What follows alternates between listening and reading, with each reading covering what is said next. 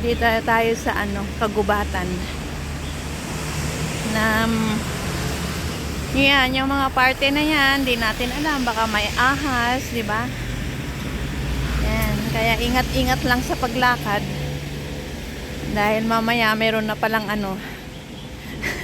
meron na palang ahas. Alalaking tubo yung nilagay nila dyan, oh. Para sa siguro, sa tubig.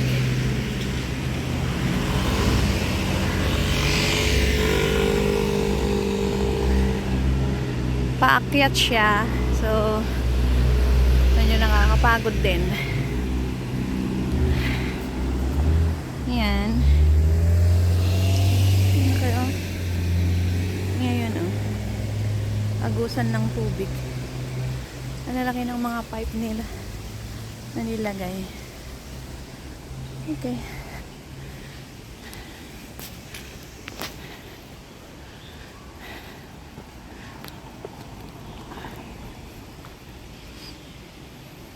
Tayo galing sa baba. May mga naglalakad din. Katulad kong matanda na. Nahihirapan silang umakyat. Ayan. Pagod.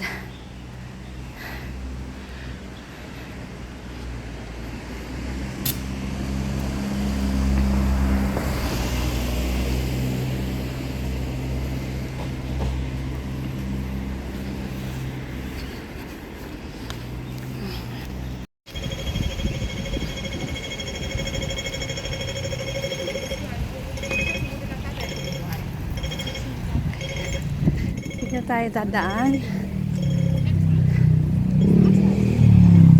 Pag mga ganitong oras, may mga naglalakad pa. Pero pag mga 6 PM, mga ganoon, kung may mga naglalakad na lang na mga aso, yun. Halos wala nang naglalakad dito. Kaya mabuti at meron tayong kasamang naglalakad ngayon. Medyo hindi ako masyadong matatakot. Kasi pag dati, pag mag-isa ako naglalakad dito, medyo natatakot din ako. Kasi nga, madalas 6 PM, ganun, or 6:30 ng gabi. Kaya ang ginagawa ko na lang, dun sa kabila ako dumadaan. Yung mga daanan talaga ng mga sasakyan. Madalang na akong dumaan dito. Kaya ngayong oras na to, mag-alas 3 na, marami pang dumadaan. Kaya hindi tayo masyadong matatakot ngayon. Yan, gusto ko lang ipakita sa inyo tong mga dinadaanan ko. Kung paano. Yan, galing tayo dun sa baba kanina yan. O, diba? Yan, may bahay din dyan sa taas. Ayan. Tapos yan, oh. May mga building. So, dinadaanan din ng mga sasakyan dito. Yun nga lang, madalang. Madalang lang.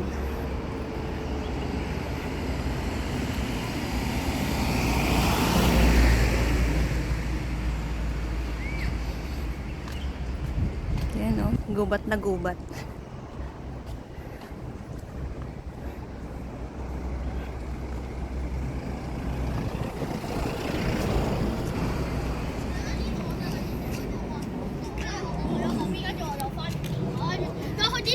Meron palang dadaanan din dyan, o, paakyat. Yan, sa puno na yan, o. Doon. Meron din pala dyan daanan. Parang uwian na ng mga batang kasi may school dyan sa malapit dito. Uwian na, kaya yan, maraming mga naglalakad ngayon. May time pa nga na meron na akong nakita ditong wild boar.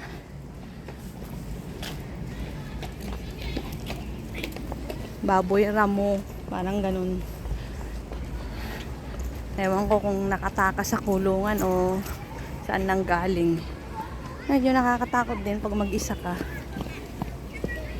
Madalas may mga naglalakad na ganun. Baboy raw mo dito. Ayan yun, ayan oh. Ano diba? Ang gubat na gubat.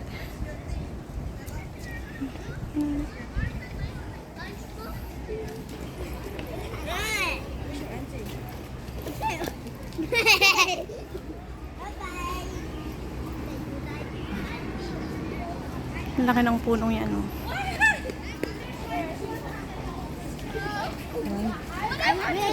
Hindi kita lulutukan bukas pag hindi mo Ito yung school kasi. Yan. Naglalabasan ng mga estudyante. Mga school dito. Ayan.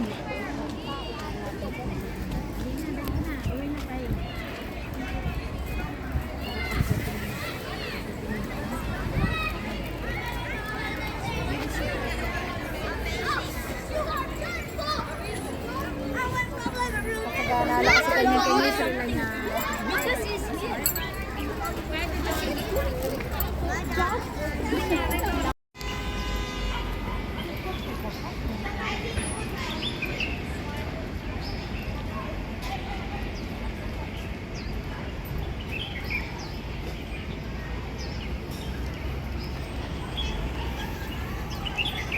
Mga ibon.